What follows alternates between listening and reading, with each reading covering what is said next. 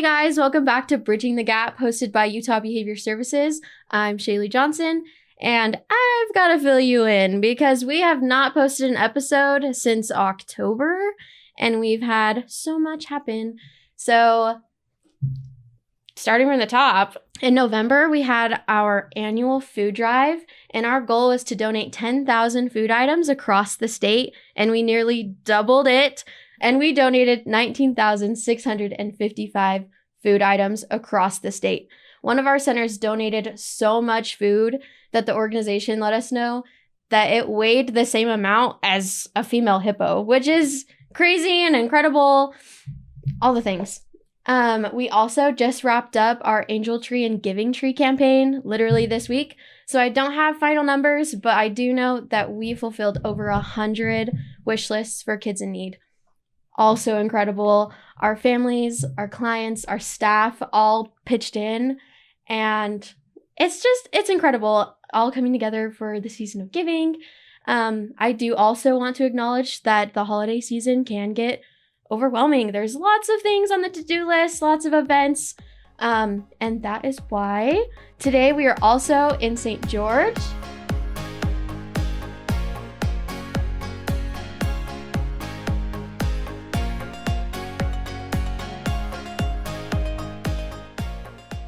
And so I'm sitting here with our assistant director in St. George, Kenzie Bradshaw, and one of their mentors, Cameron Barnes. And today we're going to be giving some tips and tricks, getting everybody ready for the transition to winter break, all of the parties, all of the things, and kind of talk about the importance of reaching out when you need help. Let's get into it. Hi. Hi. If you guys want to tell the people who you are and what you do, we'll jump right in. Yeah, I'm Kenzie Bradshaw. I am the assistant director here in St. George, like you said. I've been here for 6 years. It's been amazing. It's been a really great experience. I've learned so much.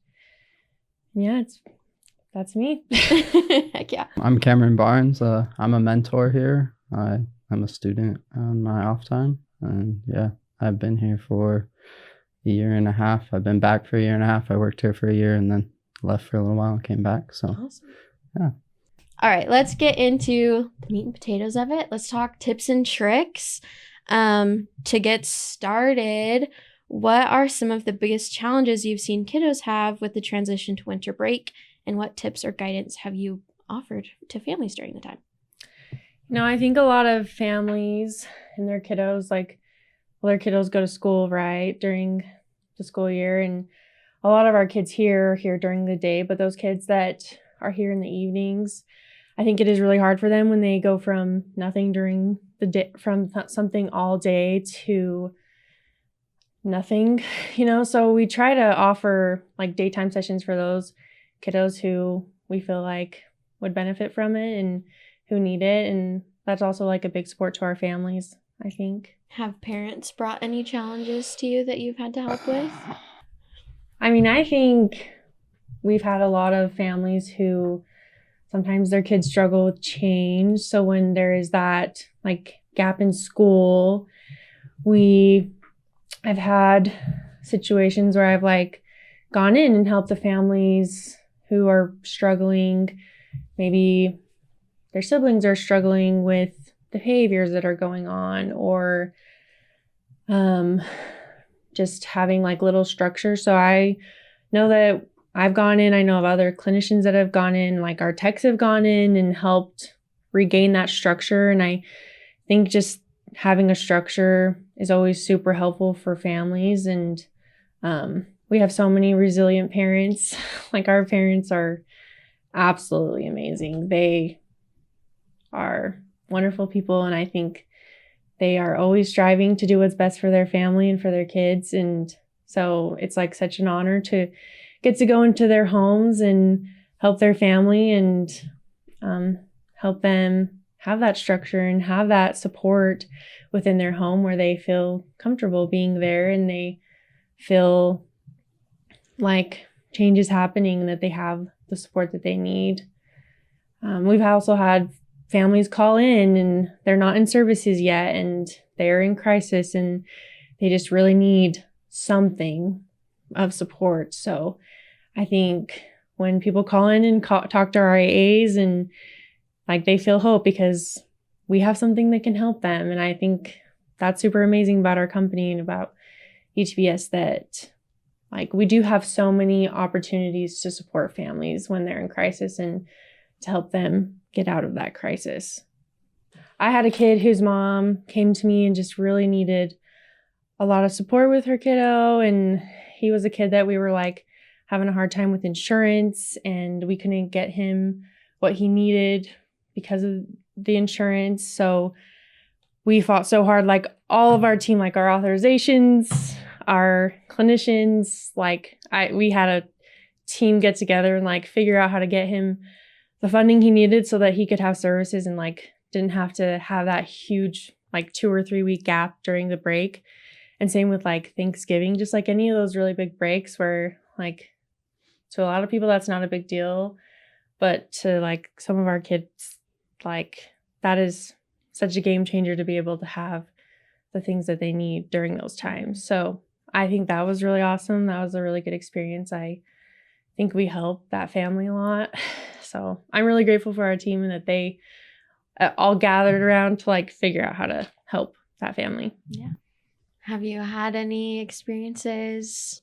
I think for me, like situations that come up, I guess, around the holiday season is like Kenzie said earlier, we have that option for kids who go into the daytime services who are kind of expecting that school break, and then they suddenly have to come here during the day. So I've had kids who have kind of brought that up to me or expressed their frustrations with that. And I guess in those moments, I'm just there to like support them as I've been a staff with them and kind of built that rapport that we build with them and have that relationship. There are some of them who can express that in a way that's like, Cam, why do I have to be here when other kids get to just go home and hang out? And so I guess there I just kind of lean into that relationship and I remind them of the fun things we do, and I guess kind of pull off of that and try to, in a sense, build the relationship a little bit more by helping them understand like, hey, this is to kind of help you like build those skills, and then I just make sure that we enjoy that session as well. So. What kinds of lessons do you have specific lessons you're doing for maybe the holiday season or just winter break, different things to help with the transition? Yeah, it for sure depends on the classroom and the kiddos in there, but we've done a lot of crafts and they have a lot of fun with that. They're also like building skills during that time. So it's like a really fun time for them to do a fun thing, but also like learn something. So I think that's really special. And we've done other lessons, like we've gone out in the community, things like that. Can you guys talk a little bit about the difference there is, but if any, between now at the holiday season and summer program? Yeah. Both very busy times, but different circumstances. Yeah. I think during the holidays, there's a lot of traveling. There's a lot of family time. I think sometimes it can be really hard to travel and like go see family. So like our team will work with the families in order to help them be more comfortable doing those things. It's harder to go from school to holiday break, back to school, back to holiday break in like such a short amount of time, because there's like winter break, there's Thanksgiving break, and like in the summer there's like 3 months of a break where they're not going from one thing to the other, to the next, to the next, to the next. But during these breaks, I think it is a little bit harder because there is so much change and there's so many transitions, and it's so hard to go from like services with us, back to school, back to services with us, back to the family, back to traveling. Like that's all such hard things I think a lot of families deal with during this time, and what is a big difference in like summer break versus all the breaks during the holiday seasons. So now that it's starting to get colder, it's getting so dark so much sooner, how have lessons started to transition?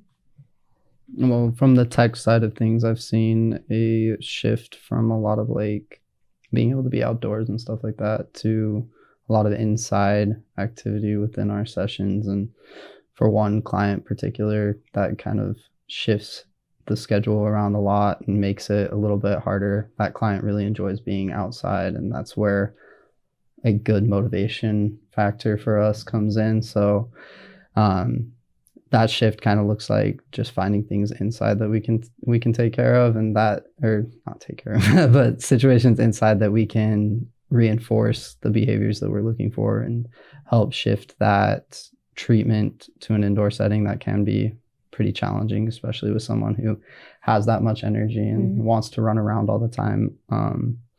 Some of the shifts that I've found helpful, though, there are like inside things that you can do that are energy related, especially if you have a family with a lot of little kids who are used to running around. So,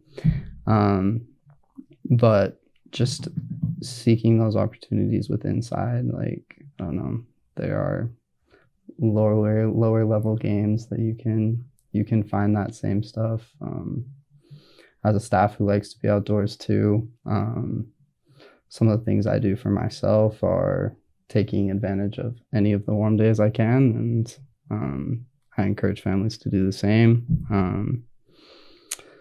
I think that with it getting dark sooner too, a lot of people have that come up where they just don't have the opportunity to be outside as much as we like. We don't get to see the sun nearly as much. So a lot of the studies I've read and stuff is like bright lights around, and sometimes I feel like that helps, sometimes I don't, but keeping bright lights on and things like that. So that's what I do anyway. That's good. Yeah, and I think it is a hard shift to be able to be outside all the time to inside, but I think our leads are really creative with their lessons, so they still try to get as much activity and interactions in as they can within their lessons so that kids are able to be interactive. They're not just sitting around doing worksheets. Like, they are still going around the clinic. They're still able to play and do fun things. So I think that's really helpful that our leads are like, how can I make it so that it's still fun, but the kids are learning, and when it's so hard, like, to not be outside. So also with everybody being indoors, I'm sure some of the activities are screen time. Do you have anything that you've been using to help kiddos that want to increase their screen time, or any tips for parents that are kind of navigating that too? Yeah, I think schedules can be really helpful. Like, so your kids don't know, okay, right after dinner is when we can have our screen time, or right after your chores is when you can have your screen time. I think it's also important not to just take things away from kids, and like, same thing with that schedule. Like, they know, okay, after dinner, you can have screen time for 20 minutes or whatever it may be. And so that they know it's not 20 minutes, maybe an hour, maybe 2 hours, so there is that timer, and they know what it is, so that it's more of a scheduled thing and it's more structured throughout their home. And so people aren't getting upset when they're not expecting their parent to take something out of their hands. And I think that's really helpful for kids, especially. Is there anything that you've seen in in-homes or support that you've had to offer for something like that? I feel like I'm definitely just running the program, not making it. So I can't say how other things work, just what I've witnessed. And like Kenzie said, the schedules seem to be very effective. I've got some kids who are very used to their schedule. They get it at the same time every day. They give it up right away. So it's a quick, easy process. I have one client who's so set in his schedule that we were like off by like 5 minutes one day, and he tried to give it to me like 5 minutes early, and I was like, hey, you get it for 15 minutes. Like, I'm sorry, that was my fault that we were late. You get it a little bit longer. So just, I can definitely vouch for those schedules being helpful. Some of my clients who don't necessarily have a schedule and maybe have more of that, like, just reinforcing time that they're allowed on it. Having a set time is definitely like effective, but that schedule can be like even further effective than just having a set amount of time, because I've had definitely more reactions off of that set amount of time than the schedule altogether. So with the drastic change of all the busyness straight back to school and kind of taking a deep breath, and how are you helping your kiddos adapt to those changes? Well, I think especially for our older kids who are in school, I think our staff are also going back to school. So I think they're a really good resource for those kids. They talk to them about school. They relate with them, maybe not on the exact level, but they do relate to them a lot. And like the kids reach out to them, ask them about school. They have a lot of conversations about it. So I think it is really helpful for our staff to kind of be in a similar boat where they have to go back to college and our kids are going back to middle school or high school or whatever it may be. Yeah. As a student then, how have you been navigating that? I definitely look for opportunities to relate. I work with a lot of the kids that are in the middle school or high school even. And that's like Kenzie said, they definitely will ask me things about school. They all know that I'm in school, and it's not, there will be days where I'll come in a little bit tired and they'll be like, Cam, you seem tired. And I'll be like, yeah, I was writing a paper pretty late last night. So definitely conversations like that where they're just like, oh, school sucks. And I'm like, it definitely can, but you learn a lot. You have fun. Like there's that level of being able to relate because I am in it. I do experience that on a not daily basis, but like I experienced that shift. I'm getting my break starts tomorrow. And so then I'll have to go through that transition too in early January, and older kids I can definitely talk to about it. And it might be a little bit harder with some of our younger kids who like are going back to like first grade or whatever, small younger grades like that. But the relating is definitely something great. And with our younger kids, I think that just reminding them that providing that fun side of things that we provide as the RBT can help in the transition with the younger kids. Yeah, and we also have some RBTs who go to school with our kids. So that's also a way we can help them transition back. We can be that huge support system within the school where we're helping them get back to their classes and get back to that routine that's so important for them to have. Yeah. It's good to have people in your corner. It's a great way to set an example of like, one, you're showing you're putting in the work as a student yourself, but also reinforcing that it can be hard, but you're learning. And yeah, it's a great way to show support. I love it. For sure. Are there any traditions or campaigns that families and staff love to do to kind of get everybody involved? What's going on in the center? You're talking crafts. So what else do you have going on? Yeah, we've had a couple spirit weeks where we dress up and it's really fun, and I think it like brings everyone together because everyone wants to see what everyone's wearing, and we've had like Santa versus Grinch and like things like that. So I think a lot of our people get really into it. So it's really fun to see everyone get so into it, and like our kids get into it too. So that's something that we do that I think everyone looks forward to and has a lot of fun with. That's awesome. Another one of the campaigns, or I guess traditions we have around here. Another one of the traditions we have around here is that we have our, I guess she's the our special education teacher. We have our special education teacher. She comes in and she does a Christmas around the world with the kids every Christmas season. So she'll start pretty early on, and then just each time she comes in, because I think she comes into each class twice a week. But when she comes in, she'll do just a different place around the world, and they'll kind of study the Christmas traditions around that. And I know that awesome. A lot of the kids enjoy that, and we all kind of look forward to that a little bit each year and learning new stuff. And yeah, that's so exciting. What a fun idea. Yeah, our kids love it. They have so much fun with it, especially like our older kids. They love it. And she's like brought treats like from different places and like different activities that they do, and like they learn a lot, and it's a lot of fun for them. So I think it's something that like everyone looks forward to every year. Yeah, that's so exciting. Fun. How has it been adding in the angel trees this year?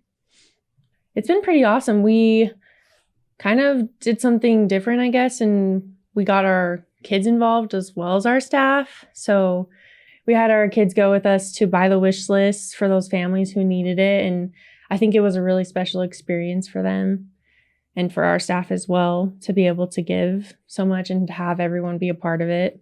That's amazing. And you got to go on a...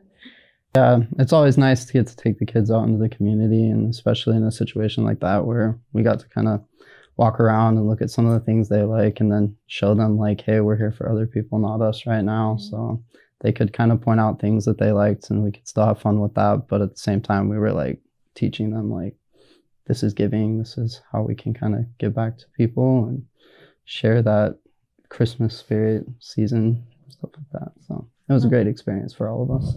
Good. I'm so glad. So with all the things going on, how have you been supporting your team in managing things going on for them too?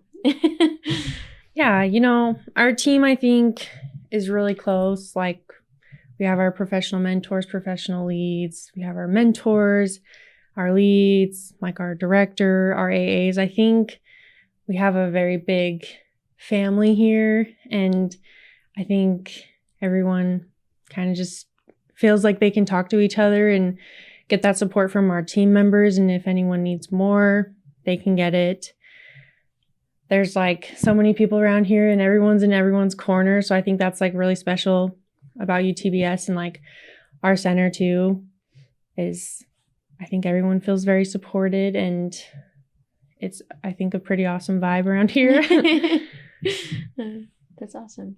As a mentor, like specific to your role, how do you support staff and your corner? There's a lot of things that come up. I think around this time of year, especially like staff wise, one of the things that can kind of get a little crazy, especially like me as a student and some of the students that work with us, like scheduling can get pretty weird. Like, I don't know, I'm going home to visit mom this weekend, I'm doing this, I've got that going. So scheduling can get a little weird. And I think that the flexibility side of being a mentor and the flexibility between, especially like our check-ins and stuff, I've had to reschedule a few this past week just because of either their schedule or my schedule. And so flexibility is one way that I've kind of provided support within that. And then I've had people coming to me and they've kind of mentioned some of their stressors going on. And so I guess just providing that supportive, like, we're here, what can we do to help? And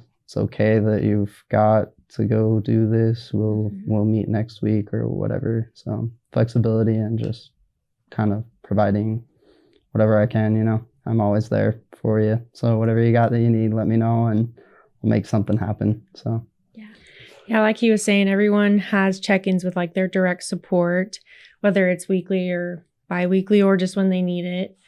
And yeah, everyone's really flexible with it so that they can be able to have those check-ins, and it's never like a set time and like, nope, we have to do it now. It's like really catered to everyone's schedule, I think. And I think that's so helpful to have someone who's like willing to let you come to them and talk to them and see what's going on and like how they can best support you.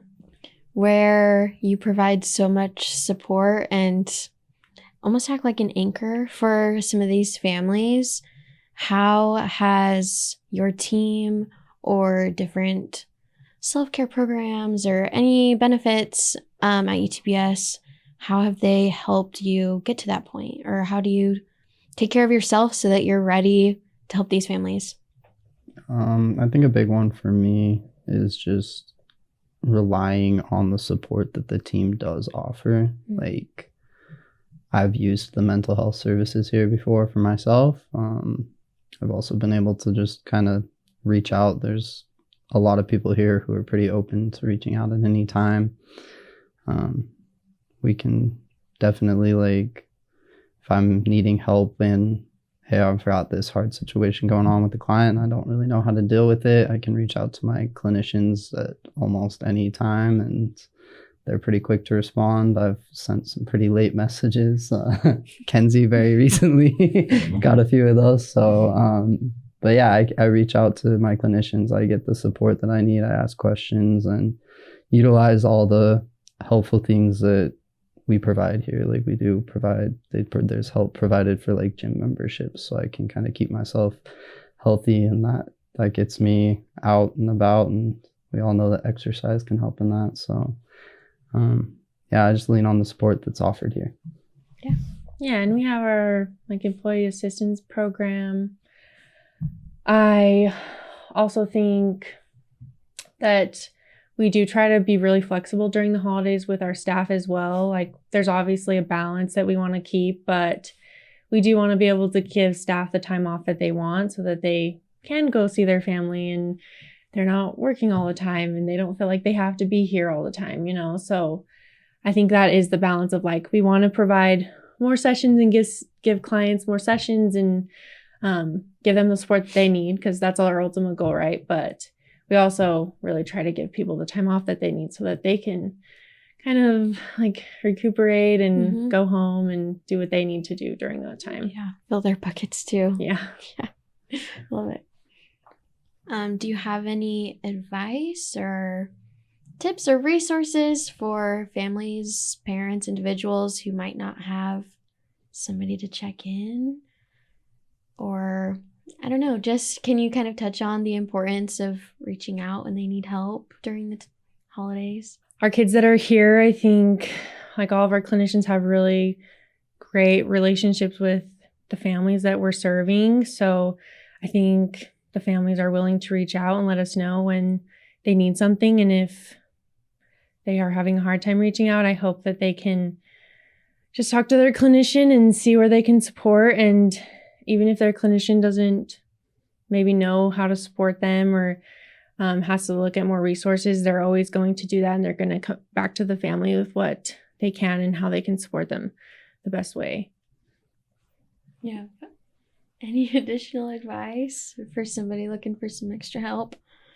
I guess I'd just say that, like, as someone who's come to where I am in my life, and I feel pretty proud of what I've accomplished and where I've gotten, I know that I couldn't be here without reaching out. So I'd say that when you need something, definitely look for the resources. And like Kenzie said, if the person you reach out to first here can't answer that question, they're going to reach out to somebody else, and they'll address they'll look into their resources, and they'll figure something out, and we'll get you an answer. So yeah, I think we have a really great support system here, just throughout the company. So yeah, like Cam said, if there's ever a question we're not sure about, someone's going to have the answer and we're going to find the answer. It's never just going to be like, I don't know, that's too bad, sorry. Yeah. Like, we're going to get that family the answer. We're going to get our staff the answer. We also have like all the mental health support here. We have amazing mental health clinicians. So I think just from the community, it's really important to reach out and like get that help if you need, and we have it. So if anyone wants to come here and get that support, we are here for them. Yeah. I love it. So with all the busyness during the season and the holidays, how are you guys navigating maybe a post-holiday slump? We hit January, we have our New Year's resolutions, etc., etc. Now what? Honestly, I think sometimes post-holidays is kind of like they can take a breath. It's, I think for a lot of families, it's kind of just like, okay, that's over, like getting back to our normal routines. So I think just like helping families stick to those routines or get back to them, I think is a really good way that we help them so that they don't get into those slumps. Yeah, I would agree with the like getting into the routine again, because just working as close as I do with the kids, sometimes they are having a hard time getting back into a routine, especially when school starts back up. And so the support we can provide there to help them get back to what they're used to and get back into that regular routine of they're pretty much the same thing every day anyway, you know, a little bit closer to the same thing every day anyway. But but yeah, they definitely need that support at that time, because it is really easy to come down off of all the joy and fun and excitement into a little bit of that drop. Back to school happens quick. My siblings, I think, go back like the 3rd. Happy New Year, go back. So it's good to have that support when it's so drastic. Yeah. Well, thank you guys for your advice and your tips and sharing your stories, and for all the help that you provide for our families and our staff, and our campaigns. Thank you for all the things and getting everybody involved. That's all for today. For additional resources, you can check us out at utahbehaviorservices.com. You can also find us on socials at Utah Behavior Services. If you are looking for additional help this season, there is also the 988 National Suicide Crisis Lifeline, as well as the Safe Utah app. They're both free options and will get you connected to some help if you need it.